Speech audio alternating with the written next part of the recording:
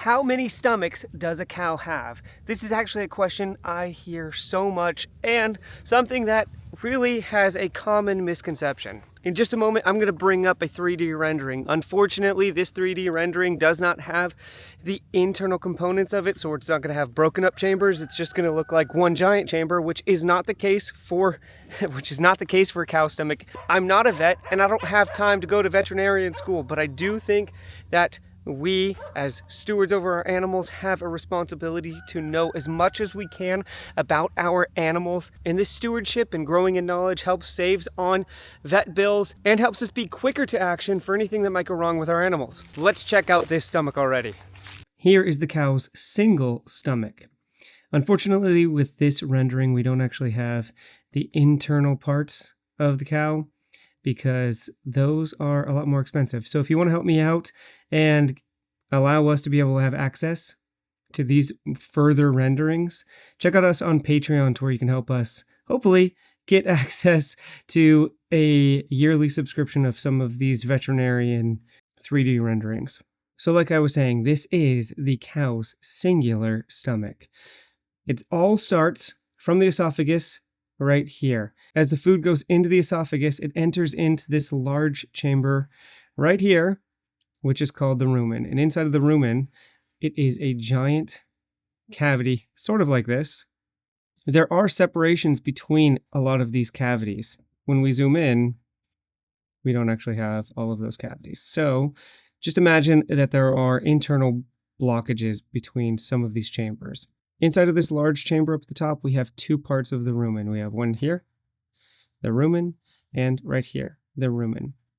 And then while it's in here, this is where the food is going to go inside from that esophagus right up here at the top and start to ferment inside of these chambers.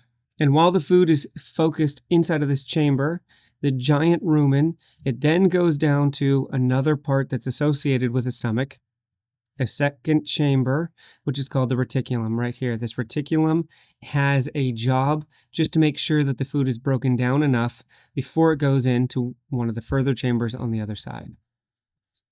If it's not finished here, the food will make its way back up, back into the rumen, and the cow can regurgitate that and chew on it, known as cud. And this is what they're doing. They're bringing back up their food. They're further breaking it down with their mouths.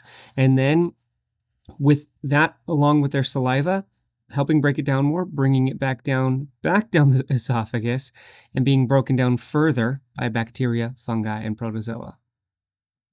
From here, the food moves over to this other side, and this other side is very interesting. And this round thing is very interesting, also associated with the stomach, but it's not breaking down food either.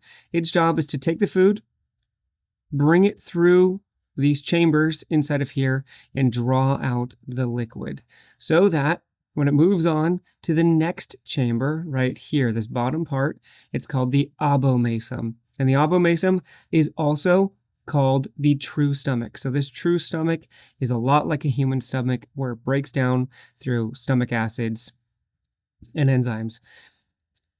Side note, the most incredible thing is that this rumen is growing bacteria, a lot like a sourdough. And inside of here, the bacteria and everything is breeding and growing. And some of that, a lot of it, makes it through the rest of these chambers into the reticulum and then down into the true stomach. And that bacteria is what gives the cow most of its protein.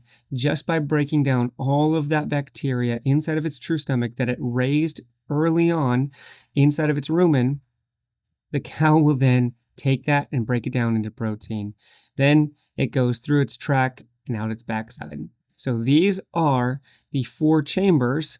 One, this, two, chamber the reticulum, three, chamber the omasum, fourth chamber is the abomasum, and then out. All of this to make one stomach, not four. So after looking at that 3D render and understanding the inside of the cow, we can actually use that information to our advantage, because we know that the rumen is on one side of the animal, not on the other.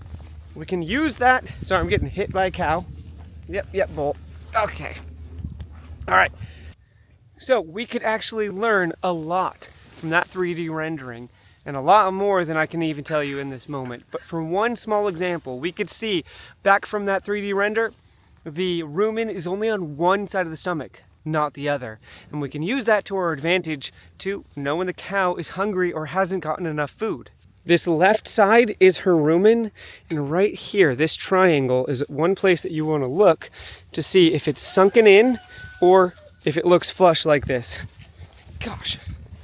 All right. And that's the basic thing.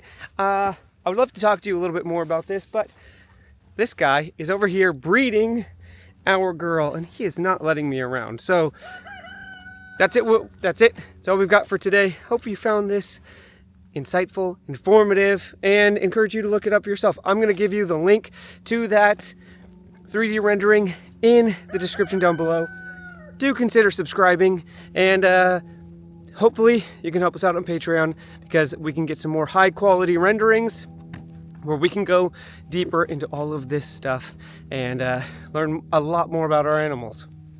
Thanks for watching, and I'll see you later.